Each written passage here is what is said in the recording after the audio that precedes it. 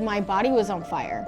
I felt like I couldn't be touched. When I would go to sleep, I would go to sleep whimpering and crying. Her skin is just one of the organs of waste. I've got to figure out how to clear her without killing her.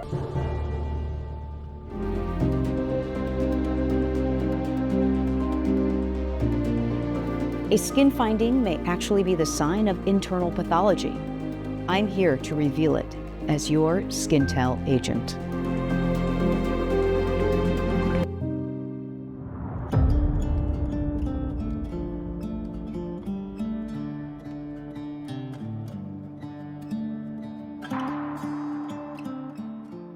I met Julie when she was actually referred in by colleagues of mine that were working in another hospital across town. They'd actually been working on the weekend and sent me a couple pictures wondering what this skin condition was that had hospitalized their patient. It was lovely to just be able to take a look at these photos and say, this patient has psoriasis and I have a million things we can do with psoriasis in the 21st century. I can help her.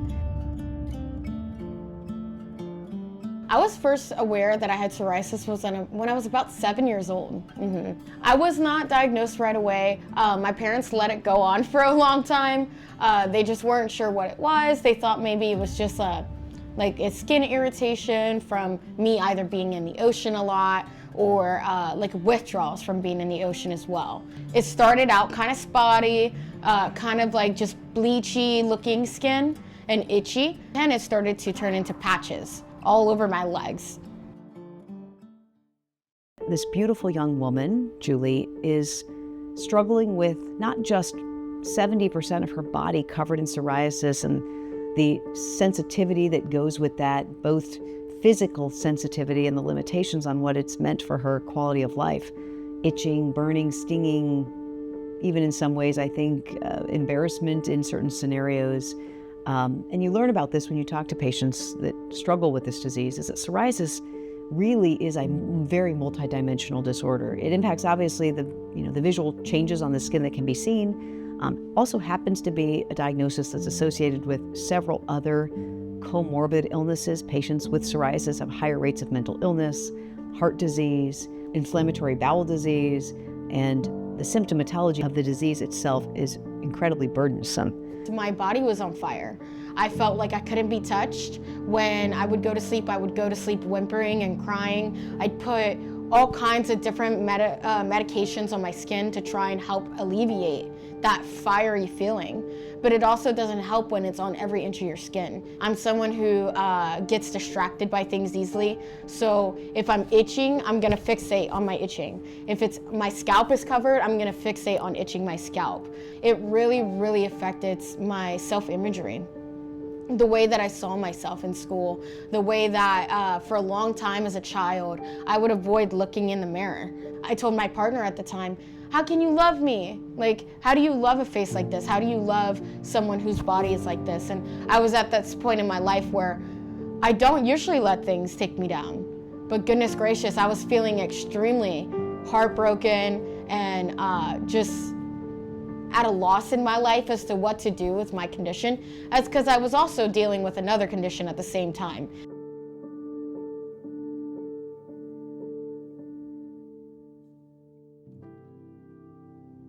I come to learn that not only is Julie, as a young, beautiful woman, dealing with all of this, she is also struggling as she has recently become dialysis dependent.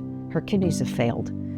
All within the past couple of years, she was diagnosed with an autoimmune kidney disease, and so she's currently on the transplant list. I also have another condition right now, stage 5 end-stage renal disease, so more commonly known as kidney failure. I was hospitalized for approximately 3 weeks, and that 3-week period, they were pumping my body with a bunch of steroids to try and boost my kidney, try to like vitalize it. Let's try and keep you in stage 3. But unfortunately, I did progress to stage 5 relatively quickly.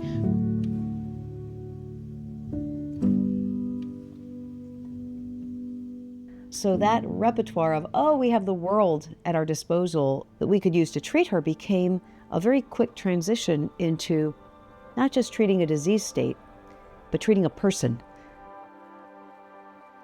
I used to be a very active person. I used to do scuba diving professionally. I was in a hard training program for underwater crime scene investigation. I was always in the water, working with wildlife. At some point I had about 60 exotic animals. You know, Julie is really an incredible woman. She's a Renaissance woman who she's got a license to scuba dive and teach and actually do deep dives down into, underwater dwellings, investigative work. She grooms dogs. She works in healthcare. This woman does a tremendous amount with her life. She has a wonderful spirit and, wants to contribute to society in meaningful ways. And to see how she was taken out of that role of something that was so familiar to her, to be a contributor, to be doing something meaningful, and sidelined by her skin disease so suddenly, really was of great consequence to her. And being able to turn her around to living that life that she was enjoying so thoroughly before really is incredibly meaningful. Julie's case is particularly unique because psoriasis is really just an overactive arm of your immune system. It's sort of like a highway where there are far too many cars going way too fast on one lane of the highway. They're not participating in, go with the flow. So in order to bring them down, we've got to kind of shift gears on that arm of the immune system.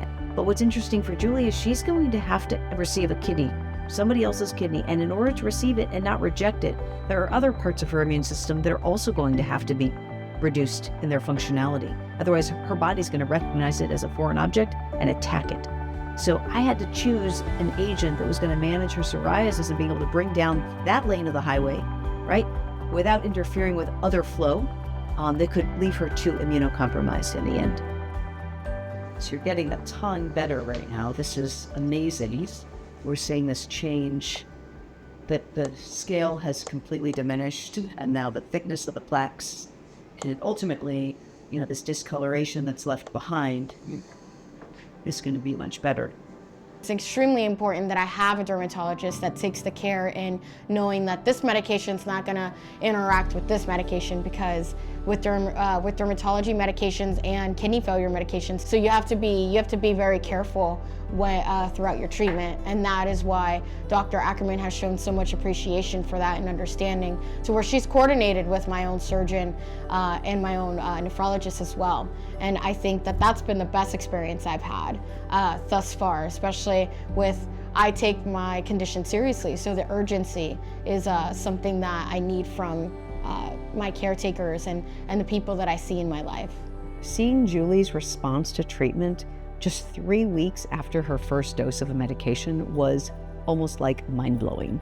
I mean, here's a woman who has struggled for years, having had this disease since she was a small child, with it sort of crescendoing up to the peak moment that she was hospitalized just several weeks ago, and being able to pull out of our tackle box a treatment that's not just going to predictably, most likely, be very effective for her, but safe for her long-term care needs as it pertains to her ultimately getting a kidney transplant.